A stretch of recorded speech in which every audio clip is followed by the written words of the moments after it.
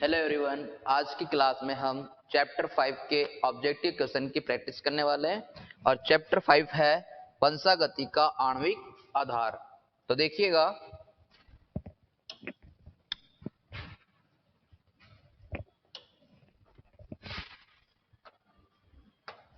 हाँ देखिए, सबसे पहले जो दिया गया है वो है डीएनए के, एक मिनट, ये देखो, डीएनए के किस अणु में प्रोटीन संश्लेषण की सूचना होती है। तो डीएनए के किस अणु में प्रोटीन संश्लेषण की सूचना होती है?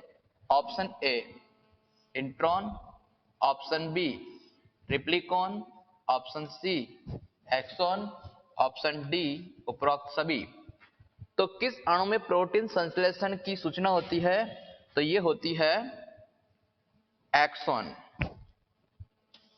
डीएनए में कुछ भाग ऐसे होते हैं, जैसे ये अतिरिक्त भाग है जो प्रोटीन संश्लेषण में काम में नहीं आते, इन्हें बोलते हैं इंट्रॉन, और ये हो जाएगा एक्सॉन। तो संबंधन की क्रिया या स्प्लाइसिंग की क्रिया के द्वारा ये जो अतिरिक्त भाग है इन्हें हिंदी में बोलते हैं, ये तो जाएगा वैक्तक, और ये हो जाएगा अवैक्तक। अवैक्तक, तो ये भाग क्या होते हैं? निकल जाते हैं इससे, ठीक है। और फिर क्या रह जाएगा? केवल एक्सॉन, एक्सॉन इस पे रह जाएगा। तो प्रोटीन संश्लेषण की सूचना होती है किसमें? एक्सॉन, अर्थात वेक्तक वाले भाग में होती है। आगे देखिएगा, अगला क्वेश्चन है डीएनए की अर्धसंरक्षी प्रकृति का सर्वप्रथम अध्ययन किस जीव में किया गया? डीएनए की जो अर्धसंरक्षी प्रकृति है इसका सर्वप्रथम अध्ययन किस जीव में किया गया? Option A drosophila, option B trichoderma, trichoderma के बाद दे रखा है इस्ट, और चौथा है इकोलाई।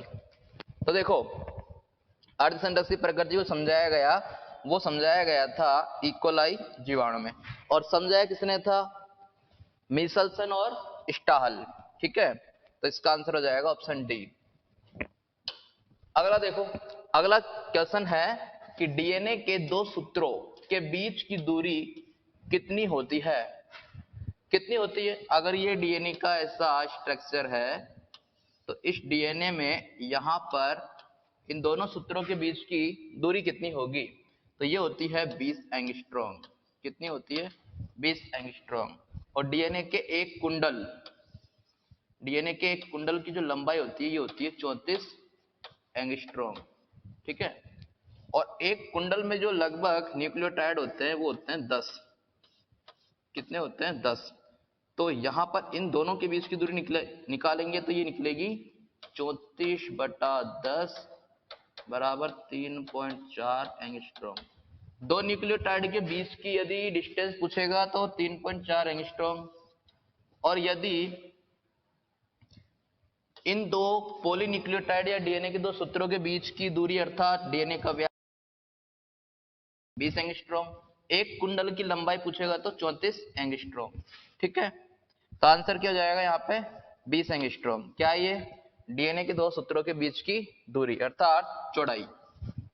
आगे देखो, अगला क्वेश्चन दिया हुआ है कि निम्न में से प्रथम आनुवंशिक पदार्थ कौन सा है? ऑप्शन ए दे रखा है डीएनए यानी डीऑक्सी राइबोन्यूक्लिक अम्ल, आरएनए राइबोन्यूक्लिक अम्ल, सी दोनों, या डी इनमें से कोई नहीं। तो प्रथम आनुवंशिक पदार्थ जो होता है वो होता है आरएनए, राइबोन्यूक्लिक अम्ल या एसिड। आगे देखो, अगला क्वेश्चन है पॉली पाया जाता है? ऑप्शन ए जंतु कोशिका, ऑप्शन बी पादप कोशिका, ऑप्शन सी कवक कोशिका, ऑप्शन डी पूर्व केंद्रकीय कोशिका। अब देखो, ये जो है जंतु कोशिका यूकेरियोटिक होती है, पादप कोशिका भी यूकेरियोटिक अधिकतर सभी, और कवक में इष्ट को छोड़ दो बाकी सभी क्या है?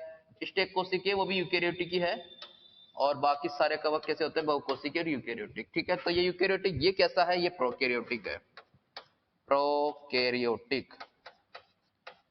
प्रोकैरियोटिक को बोलते हैं पूर्व केंद्र की कोशिका। तो इसमें क्या हो जाएगा, पॉलीसिस्ट्रोनिक mRNA इसमें पाया जाएगा। ठीक है, ऑप्शन डी इसका करेक्ट आंसर होगा। अब आगे देखिएगा क्वेश्चन नंबर 6, कोशिका के किस कोशिकांग पर प्रोटीन का संश्लेषण होता है। प्रोटीन के निर्माण की प्रक्रिया किस कोशिकांग पे होती है। Option A lysosome, option B Golgi काय, option C ribosome, option D mitochondria. तो देखो ये होता है mRNA। mRNA पर पहले छोटा राइबोसोम की उपिकाई ये जुड़ता है, फिर बड़ी उपिकाई जुड़ती है, फिर इस पर जो कोडोन है, कोडोन के अनुसार क्या आता है, टीआरएनए आके जुड़ता है। ठीक है, एंटीकोडन वाला टीआरएनए। इस प्रकार प्रोटीन निर्माण की प्रक्रिया चलती है किस पर, राइबोसोम पर, राइबोसोम पर। आगे देखो अगला क्वेश्चन है, यूरिडिन मोनोफास्फेट किसमें होता है। अब ये एक प्रकार का क्या है, फास्फेट वाला है, तो इससे बोलते हैं यहाँ पे न्यूक्लियोटाइड। ये किसमें है, देखो यूरिडिन जो है वो बनेगा यूरेसिल से, और आपको पता होना चाहिए कि यूरेसिल एक प्रकार का क्या है भाई, पिरिमिडिन क्षारक। और पिरिमिडिन क्षारक है जो किसमें पाया जाता है, आरएनए में। किसमें पाया जाता है, आरएनए में। तो ये क्या होगा, किसमें बनेगा ये न्यूक्लियोटाइड, आरएनए में। ठीक है, क्योंकि डीएनए में जो होता है वो थायमिन और क्या होता है, जो टी यानी थायमिन और एक साइटोसिन, ये दो पिरिमिडिन क्षारक होते हैं, जबकि आरएनए में क्या होता है, यूरेसिल। ठीक है, बात करते हैं अगले क्वेश्चन की। देखिएगा अगला क्वेश्चन दिया हुआ है, डीएनए के अकुंडलन के लिए कौन सा एंजाइम जिम्मेदार है। डीएनए ऐसा होता है कुंडली नुमा, इसकी एक कुंडली खोलनी है, इसी कुंडली को खोलने में कौन सा एंजाइम काम में आने वाला है, तो उसको पूछा गया है। ऑप्शन ए दे रखा है लाइगेज, लाइगेज नहीं होगा क्योंकि ये डीएनए खंडों को जोड़ने का काम करता है। पॉलीमरेज, ये क्या होता है, अगर डीएनए पॉलीमरेज है तो डीएनए बनाएगा, आरएनए पॉलीमरेज तो आरएनए बनाएगा।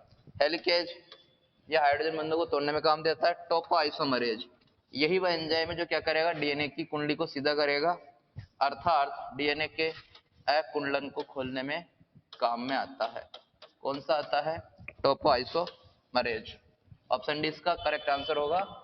आगे देखो, प्रोटीन संश्लेषण में समारंभन होता है, मतलब आरंभ कहां से होता है, किस अमीनो अम्ल के द्वारा आरंभ होता है, प्रारंभ होता है। तो देखो AUG, option B GUG, option C CUG, option D दे रखा है यूएए।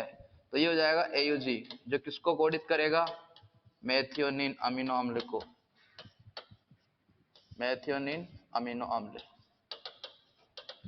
तो जहां पर एमआरएनए, वो जहां पर एयूजी होगा वहीं से क्या स्टार्ट होगा, प्रोटीन संश्लेषण। तो ये क्या कहलाता है, समारंभन, प्रारंभिक कूट, एयूजी। बात करते हैं अगले क्वेश्चन की, मानव में सबसे छोटा जीन किस गुणसूत्र पर उपस्थित होता है। ऑप्शन ए एक्स गुणसूत्र पर, ऑप्शन बी वाई गुणसूत्र पर, ऑप्शन सी जेड गुणसूत्र पर, ऑप्शन डी डब्ल्यू गुणसूत्र पर। तो देखो मनुष्य में एक्स और वाई दो ही होते हैं, तो वाई गुणसूत्र पर क्या होता है, ये सबसे छोटा जीन होता है। ठीक है, ऑप्शन बी इसका करेक्ट आंसर। बात करते हैं अगले क्वेश्चन की कि मानव जीनोम की सबसे बड़ी जीन का नाम क्या है। सबसे बड़ी जीन पूछी है, रिकॉन, म्यूटोन, सिस्ट्रोन, ये तो जीन के भाग होते हैं, और सबसे बड़ी जीन जो है वो है डिस्ट्रोफिन। 23 जोड़ी गुणसूत्र, अर्थात मानव जीनोम में सबसे बड़ी जो जीन खोजी गई है उसका नाम है डिस्ट्रोफिन जीन। आगे है, कौन सी जैव तकनीक, बायोटेक्नोलॉजी बच्चों के सही माता पिता तथा सही अपराधी की पहचान करने में सहायक है।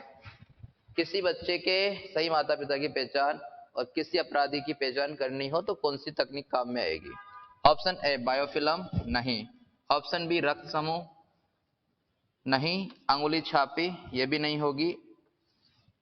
और चौथा दे रखा है डीएनए अंगुली छापी। तो ये सबसे मुख्य तकनीक है, इसके द्वारा डीएनए फिंगरप्रिंटिंग के द्वारा ये सब होता है। ठीक है, तो इस विधि का उपयोग किया जाएगा, डीएनए अंगुली छापी, डीएनए फिंगर प्रिंटिंग, है ना। और इसके खोजकर्ता कौन थे? Alex Jeffrey, Alex Jeffrey. ठीक है,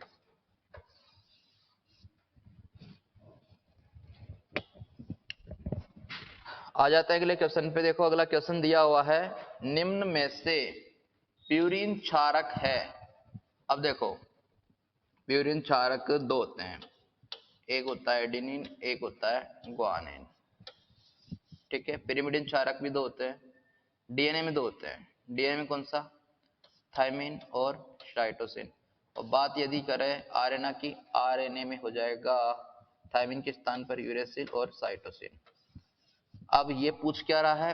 प्यूरिन। तो प्यूरिन देखो, साइटोसिन है क्या? नहीं, ग्वानिन, ग्वानिन होगा।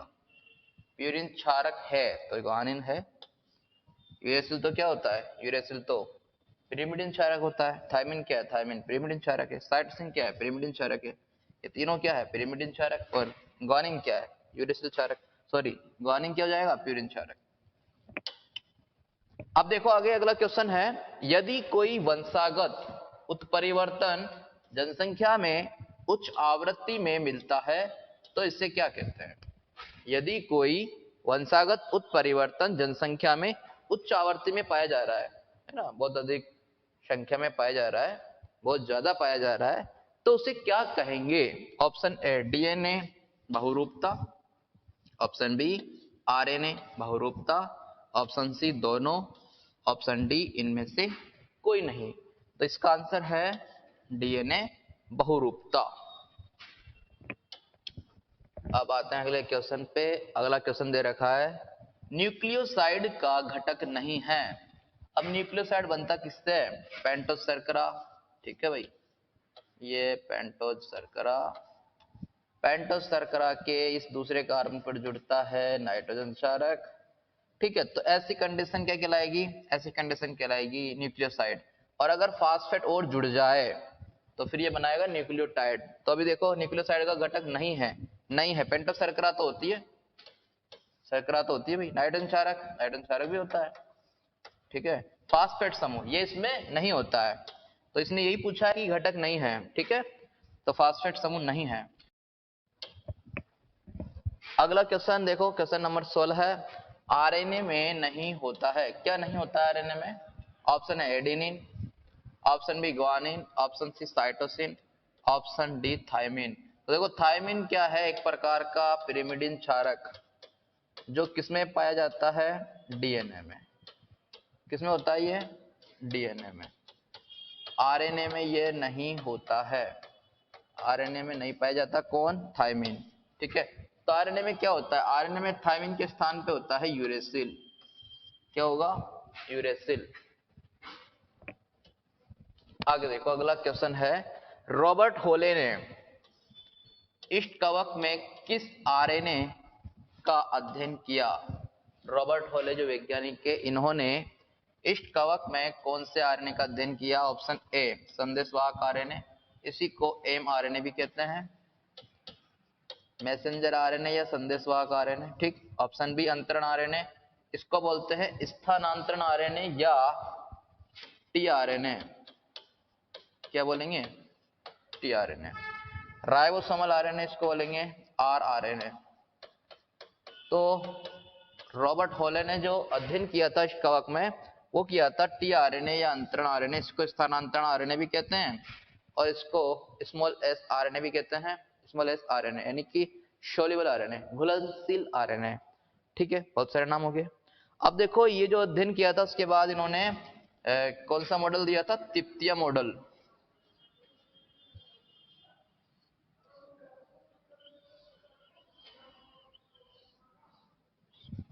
ठीक है, ऐसा तीन पत्तियों की तरह नजर आता है, तिप्तिया मॉडल।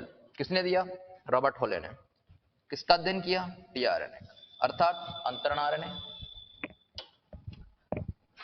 आते हैं अगले क्वेश्चन पे। अगला क्वेश्चन दे रखा है क्षारकों की तुल्यता का नियम किसने दिया? तो क्षारकों की तुल्यता का नियम दिया किसने दिया? ऑप्शन ए दे रखा है Erwin Chargaff, option B Watson व क्रिक, ऑप्शन सी टेमिन तथा वाल्टीमोर, ऑप्शन डी मिचेल्सन तथा स्टाहल। तो ये दिया गया था क्षारकों की तुल्यता का नियम वैज्ञानिक इरविन चारगाफ के द्वारा। क्या बताया इन्होंने? इन्होंने बताया कि डीएनए में जो क्षारक होते हैं वहां प्यूरिन की मात्रा पिरिमिडिन के बराबर होती है। एडेनिन जुड़ेगा थायमिन से, साइटोसिन जुड़ेगा ग्वानिन से। ठीक है, ऐसे जितना प्यूरिन होगा उतना ही क्या होगा? पिरिमिडिन होगा। तो प्यूरिन की मात्रा पिरिमिडिन के बराबर होती है। इस बात को किसने समझाया? वैज्ञानिक इरविन चारगाफ ने। और कौन सा नियम दिया? इरविन चारगाफ ने दिया क्षारकों की तुल्यता का नियम। तो ऑप्शन एस का करेक्ट आंसर होगा। बात करते हैं अगले क्वेश्चन की। अगला क्वेश्चन दे रखा है डीएनए फिंगरप्रिंटिंग। डीएनए फिंगरप्रिंटिंग में काम आने वाला पुनरावृत्त डीएनए या अनुषंगी डीएनए खंड को क्या कहते हैं? जो रिपीटेड डीएनए खंड है उसको क्या नाम दिया गया है? अनुषंगी डीएनए भी कहते हैं इसको। अब इसको अन्य शब्दों में और क्या कहेंगे? तो देखो VNTR, VNTR का मतलब है variable number of tandem repeats. ठीक है, बी दे रखा है यहाँ पे UTR untranslated region, option C NHC non histone chromosomal protein, और डी दे रखा है SNPS यानी कि सिंगल न्यूक्लियोटाइड पॉलीमॉर्फिज्म। ठीक है, पॉलीमॉर्फिज्म ये। ओके, अब देखो इसमें जो पुनरावृत्त डीएनए होगा, अनुषंगी डीएनए होगा, इसको बोला जाता है VNTR। क्या नाम दिया गया इसको? VNTR, variable number of tandem repeats. Okay, तो ये हो जाएगा पुनरावृत्त डीएनए को क्या नाम दिया है? VNTR। आगे देखो अगला क्वेश्चन दिया हुआ है कि बैक्टीरियल रूपांतरण सिद्धांत किसने दिया? किस वैज्ञानिक ने रूपांतरण सिद्धांत दिया? ऑप्शन ए हर्शे तथा चेस, हर्शे तथा चेस ने दिया क्या? Option B Frederick Griffith, Frederick Griffith ने दिया क्या? ऑप्शन सी वाटसन तथा क्रिक, वाटसन तथा क्रिक, और चौथा है बारबरा मैक्लिटॉक। ये पूरा एक ही नाम है, बारबरा मैक्लिटॉक, है ना? तो अब देखो बैक्टीरियल रूपांतरण दिया था फ्रेडरिक ग्रिफिथ ने। किसने दिया था जीवाणु का रूपांतरण सिद्धांत? Frederick Griffith. ओके, बात करते हैं अगले क्वेश्चन की। अनुलेखन की दिशा क्या होती है? अनुलेखन का मतलब है कि जैसे पहले क्या होगा, डीएनए से आरएनए बनेगा तो आरएनए निर्माण, आरएनए संश्लेषण को ही बोलेंगे यहाँ पे अनुलेखन। तो यदि ऐसे ये डीएनए है, ठीक, अब डीएनए में दो सूत्र होंगे 3 डेज, तो ये जाएगा 5 डेज, और ये है 5 डेज तो ये कहाँ जाएगा 3 डेज, ऐसे सूत्र होंगे। ठीक है, अब इसके अंदर क्या होंगे? नाइट्रोजन क्षारक होंगे। ठीक है भाई, नाइट्रोजन क्षारक। अब जब इसके अंदर आरएनए बनेगा अनुलेखन के दौरान, तो अनुलेखन की दिशा क्या होगी? तो दिशा होगी 5 डेज से 3 डेज। क्या होगी? 5 डेज से 3 डेज। तो ये देखो 5 डेज इधर और ये 3 डेज इधर, तो ये 5 डेज और ये क्या हो जाएगा 3 डेज। अनुलेखन की दिशा क्या हो जाएगी? 5 डेज से 3 डेज। तो आंसर हो जाएगा बी 5 डेज से 3 डेज। बात करते हैं अगले क्वेश्चन की। अगला क्वेश्चन दे रखा है अंतरण आरएनए को अन्य शब्दों में क्या कहते हैं? Option A mRNA, option B rRNA, option C sRNA, option D इनमें से कोई नहीं। तो अंतरण आरएनए मतलब स्थानांतरण आरएनए, इसको बोलते हैं ट्रांसफर आरएनए। तो टीआरएनए को ही क्या बोलते हैं अन्य शब्दों में? स्मॉल एस आरएनए यानी कि सोल्यूबल आरएनए या घुलनशील आरएनए। आंसर हो जाएगा option C small S RNA. आगे देखो, सेंट्रल डोगमा सिद्धांत किसने दिया, किस वैज्ञानिक ने दिया central dogma? Option A Watson, option B Crick, option C Temin, option D Baltimore. तो सेंट्रल डोगमा सिद्धांत का मतलब है आणविक जीव विज्ञान का केंद्रीय सिद्धांत। आणविक जीव विज्ञान का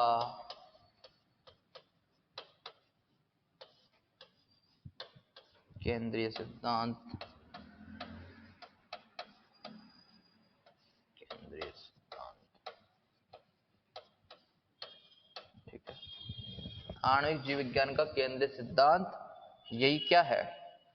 सेंट्रल डोगमा। तो ये दिया गया वैज्ञानिक क्रिक के द्वारा। किसके द्वारा? क्रिक। अब बात करते हैं अगले क्वेश्चन की कि डीएनए की अर्धसंरक्षी प्रकृति का सर्वप्रथम प्रमाण किसने दिया? अर्धसंरक्षी प्रकृति का जो प्रायोगिक प्रमाण दिया वो दिया मिचेल्सन और स्टाहल। तो आंसर हो जाएगा सी, दोनों। अब देखो अगला है प्रचालक अवधारणा यानी ओपेरॉन थ्योरी किसने दी? Option A Jacob, option B Monod, option C दोनों, ऑप्शन डी इनमें से कोई नहीं। तो जैकब और मोनार्ड ने क्या दी थी? ओपेरॉन थ्योरी मतलब प्रचालक अवधारणा। तो ऑप्शन सी इसका सही उत्तर होगा। अगला है यदि डीएनए में एडेनिन की मात्रा 20% है तो थायमिन की मात्रा कितने प्रतिशत होगी? एडेनिन दिया हुआ है, अब थायमिन पूछ रहा है। और हमें पता है कि इरविन चारागाफ के नियम के अनुसार जहां एडेनिन है वहां कौन होगा? थायमिन होगा, क्योंकि एडेनिन जुड़ता है किससे? थायमिन से जुड़ता है। कितने बंध के द्वारा? दो हाइड्रोजन बंध के द्वारा। और साइटोसिन जो होता है वो 3 हाइड्रोजन बंध के द्वारा किससे जुड़ेगा? गुआनिन से। ठीक है। तो जितनी मात्रा एडेनिन की है, अगर यहां पे एडेनिन दे रखा है 20%, तो बताओ थायमिन कितना हो जाएगा? 20%। क्यों? दोनों की मात्रा बराबर है इसलिए। तो कितना हो जाएगा आंसर? 20%। अब आगे देखो, मानव जीनोम की सबसे बड़ी जीन डिस्ट्रोफिन में कितने करोड़ नाइट्रोजनी क्षारक होते हैं? ऑप्शन ए दे रखा है 1.4 crore, option B 2.4 crore, option C 3.4 crore, option D 4.4 crore. तो ये होता है साहब 2.4 करोड़। कितना हो जाएगा? मानव जीनोम में जो सबसे बड़ी जीन है उसके अंदर कितने करोड़ नाइट्रोजन क्षारक होते हैं? 2.4 करोड़। चलो तो आ जाओ अगले क्वेश्चन पे। अगला क्वेश्चन है डीएनए रेप्लिकेशन यानी कि डीएनए प्रतिकृति होता है। कैसा होता है डीएनए प्रतिकृति? अगर ये डीएनए ऐसे है, ठीक है, तो इसमें जो डीएनए का निर्माण है, सॉरी डीएनए के अंदर जो रेप्लिकेशन है तो डीएनए से डीएनए बनेगा। तो ऐसे जब ये दोनों सिरे खुलते हैं तो आपको पता है कि दोनों भुजाओं पर ही क्या बनता है? डीएनए बनता है। इस पे तो सतत बनेगा, इस पे ऐसे डॉट डॉट में बनेगा। ठीक है। तो देखो डीएनए रेप्लिकेशन होता है, डीएनए प्रतिकृतिकरण द्विदिशीय, सही बात है। अर्धसंरक्षी, ये भी सही बात है। दोनों, तो ये दोनों हैं, तो ऑप्शन सी। अर्धसंरक्षी प्रकृति होता ही है ना, जिसमें एक डीएनए श्रृंखला बनी एक नहीं होगी। तो ये हो जाएगा द्विदिशीय और अर्धसंरक्षी। आ जाओ अगले क्वेश्चन पे। अगला क्वेश्चन दिया हुआ है यदि किसी डीएनए खंड में 50 न्यूक्लियोटाइड एडेनिन के हैं। कैसे भाई? ऐसे 50 न्यूक्लियोटाइड किसके? एडेनिन के। तो जब एडेनिन के 50 न्यूक्लियोटाइड है तो एडेनिन जुड़ता किससे? थायमिन से। तो बताओ थायमिन के न्यूक्लियोटाइड कितने हो जाएंगे? थायमिन के भी 50 हो जाएंगे, होंगे नहीं होंगे? एडेनिन के 50 न्यूक्लियोटाइड है और 50 न्यूक्लियोटाइड ग्वानिन के हैं। ग्वानिन के हैं तो ग्वानिन जब जुड़ेगा तो किससे जुड़ेगा? ये जुड़ेगा साइटोसिन से। अब देख क्या रखा है कि ग्वानिन के न्यूक्लियोटाइड कितने हैं? 50 न्यूक्लियोटाइड ग्वानिन के हैं। 50 न्यूक्लियोटाइड जब ग्वानिन के हैं तो इससे जुड़ने वाला साइटोसिन उसके भी कितने हो जाएंगे? 50 हो जाएंगे। तो देखो एडेनिन थायमिन से जुड़ा तो 50 और 50 100, तो ये हो गए 100 न्यूक्लियोटाइड। तो ये अब बात करते हैं इसकी, ग्वानिन और साइटोसिन, इसके कितने जाएंगे, 50 और 50, 100 इसके हो जाएंगे। तो कुल न्यूक्लियोटाइड कितने हुए, कुल हो जाएंगे 100 और 100 200। तो आंसर हो जाएगा इसका कि कुल न्यूक्लियोटाइड डीएनए खंड में कितने होंगे, तो ये है 200 न्यूक्लियोटाइड होंगे। अब आ जाओ अगले क्वेश्चन पे। अगला क्वेश्चन दिया हुआ है डीएनए के खंडों को जोड़ने वाला एंजाइम है, कौन सा होता है एंजाइम जो डीएनए खंडों को जोड़ता है। Option A ligase, option B helicase, option C topoisomerase, option D उपरोक्त सभी। तो ये हो जाएगा डीएनए के खंडों को जोड़ने वाला एंजाइम, ये है लाइगेज। क्या हो जाएगा, लाइगेज। अगला क्वेश्चन देखो, फ्रेडरिक ग्रिफिथ ने किस जीवाणु पर प्रयोग करके रूपांतरण सिद्धांत दिया। ऑप्शन ए ई कोलाई, ई कोलाई का फुल फॉर्म होता है एस्चेरिकिया कोलाई। ऑप्शन बी न्यूमोनाई या pneumococcus, Pseudomonas. Option D lactobacillus, ये नहीं है, ये नहीं है, ये नहीं है, ये है। न्यूमोनाइज जीवाणु पर प्रयोग किया था, ठीक है, और रूपांतरण का सिद्धांत दिया था। अब है अगला क्वेश्चन, डीएनए पर स्थित वे जीन जो अपना स्थान बदलने में सक्षम होते हैं, ऐसे जीन को क्या कहते हैं। तो ऐसे जीन को क्या कहते हैं। ऑप्शन ए दे रखा है एक्सोन नहीं, इंट्रॉन नहीं, सिस्ट्रॉन नहीं, ट्रांसपोजोन। ट्रांसपोजोन इसी को कहते हैं जंपिंग जीन, जंपिंग जपांग। तो ये है जंपिंग जीन जो जंप करता है, इधर से उधर अपना स्थान बदलता है, ठीक है, इसी को बोलते हैं ट्रांसपोजोन। ठीक है, आंसर हो जाएगा ऑप्शन डी, करेक्ट आंसर ट्रांसपोजोन या जंपिंग जीन। अब आ जाओ अगले क्वेश्चन पे, जेनेटिक कोड यह शब्द किसने प्रस्तावित किया था। आनुवंशिक प्रकृति या जेनेटिक कोड किसने दिया यह शब्द। ऑप्शन ए हरगोविंद खुराना नहीं, इन्होंने तो कृत्रिम जीन की खोज की थी। वाटसन, वाटसन नहीं, क्रिक नहीं, जॉर्ज गेमो, जॉर्ज गेमो ने दिया था। ठीक है, जेनेटिक कोड शब्द किसने दिया, जॉर्ज गेमो। अगला है डीएनए से एमआरएनए का बनना, अर्थात ये तो उल्टी दिशा में हो रहा है भाई, सामान्यतः होता है डीएनए से आरएनए मतलब एमआरएनए बनता है, इसको बोलते हैं अपन अनुलेखन। क्या बोलते हैं, अनुलेखन। लेकिन ये तो उल्टी बात हो गई कि ये कह रहा है एमआरएनए से क्या बन रहा है, डीएनए बन रहा है। तो एमआरएनए से डीएनए बन रहा है, सही बात है कि क्या कह रहा है, डीएनए से एमआरएनए, डीएनए से एमआरएनए, सही है। इस स्थिति में यहाँ पे सही है, डीएनए से एमआरएनए बोल रहा है, डीएनए से एमआरएनए। तो यहाँ पे क्या हो जाएगा आंसर, यदि ऐसे पूछता कि एमआरएनए से डीएनए तो फिर ये उल्टा हो जाएगा ना। डीएनए से एमआरएनए का बनना अर्थात डीएनए से आरएनए का बनना क्या कहलाता है, अनुलेखन। क्या कहलाता है, अनुलेखन। अगला है एमआरएनए से प्रोटीन का बनना, आरएनए बन गया, अब आरएनए क्या बनाएगा आगे, प्रोटीन बनाएगा। ठीक है, तो आरएनए यानी एमआरएनए से प्रोटीन का बनना क्या कहलाता है, ये कहलाता है रूपांतरण, या इसी को कहते हैं अनुवादन।